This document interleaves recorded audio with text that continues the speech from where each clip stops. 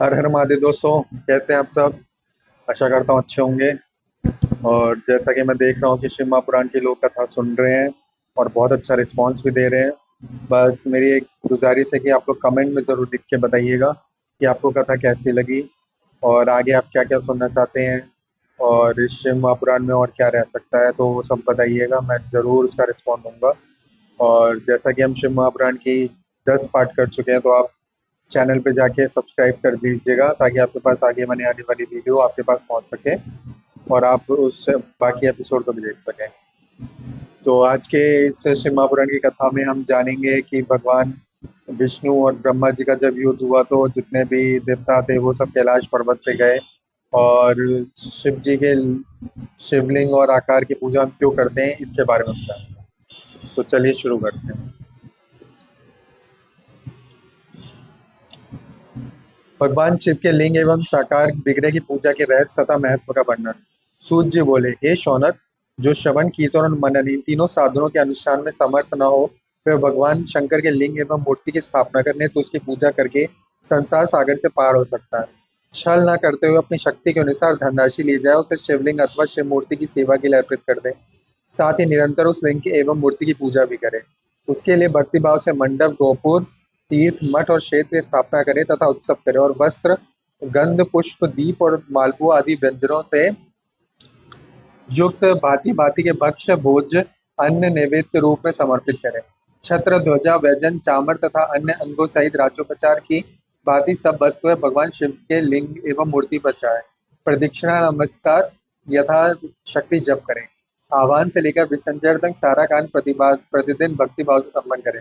इस प्रकार शिवलिंग अथवा शिव मूर्ति में भगवान शंकर की पूजा करने वाला पुरुष श्रवण आदि आधुनिक साधनों का अनुष्ठान न करे तो भी भगवान शिव की प्रसन्नता से सिद्धि प्राप्त कर लेता है। पहले के बहुत से महात्मा पुरुष से लिंग एवं शिव मूर्ति की पूजा करने मात्र से ही वह बंधन से मुक्त हो चुके हैं।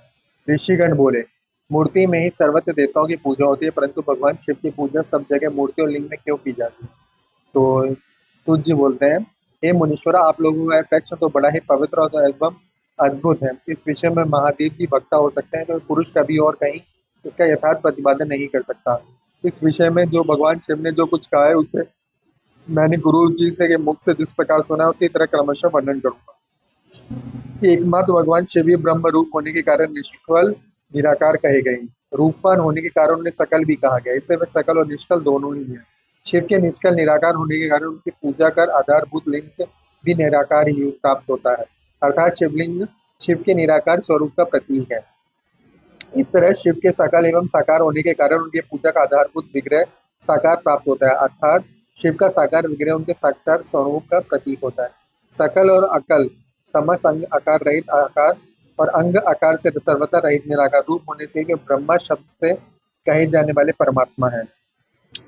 यही कारण है कि सब लोग लिंग निराकार और मूर्ति साकार दोनों में ही भगवान सदाशिव की पूजा करते हैं। शिव से भिन्न जो देवता है वे साक्षात ब्रह्मा नहीं है, इसलिए उनके लिए कहीं भी निराकार लिंग नहीं उपलब्ध होता।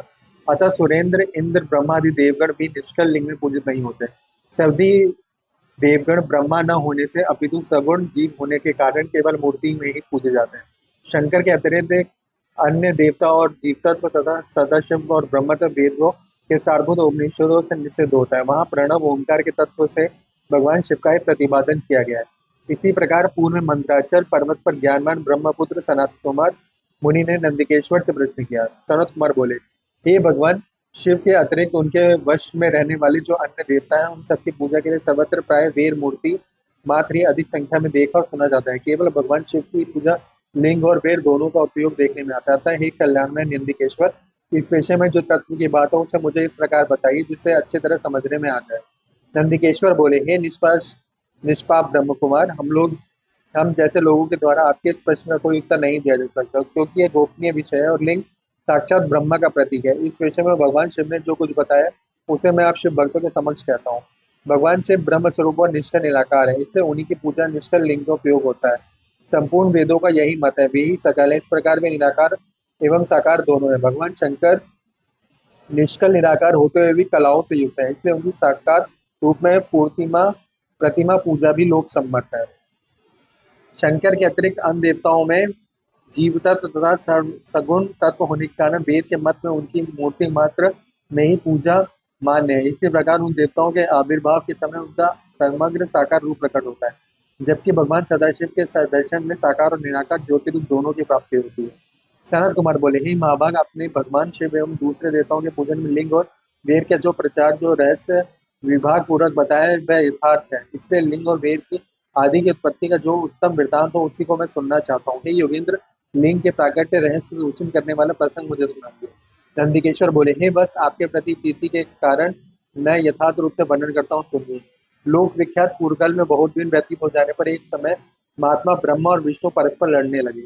उन दोनों के अभिमान को मिटाने के लिए त्रिगुणातीत परमेश्वर ने उनके मध्य में निष्कल स्तंभ के रूप में अपना स्वरूप प्रकट किया। जगत का कल्याण करने की इच्छा से उस स्तंभ से निराकार परमेश्वर शिव ने अपने लिंग चिन्ह के कारण लिंग का आविर्भाव किया। उसी समय लोक में परमेश्वर शंकर के निर्गुण और लिंग और सगुण मूर्तक की पूजा प्रचलित हुई। शिव के अतिरिक्त अन्य देवों की मूर्ति मात्र की प्रकला हुई। वे देव प्रतिमाएं पूजित और नियत शुभ कल्याण को देने वाली हुई, और शिव का लिंग तथा उनकी प्रतिमा दोनों ही भोग और मोक्ष को देने वाली। ब्रह्मा और विष्णु के भयंकर युद्ध को देखकर देवताओं का कैलाश शिखर पर घमंड। नंदिकेश्वर बोले, ही योगेंद्र, प्राचीन काल में किसी समय शेषशाही भगवान विष्णु अपनी पराशक्ति लक्ष्मी जी तथा अन्य पार्षदों से घिरे हुए शयन कर रहे थे। उसी समय ब्रह्म वेताओं में शेष ब्रह्मा जी ने अपनी इच्छा से वहां आकर उन परम सुंदर कमल नेत्र विष्णु से पूछा, तुम कौन हो?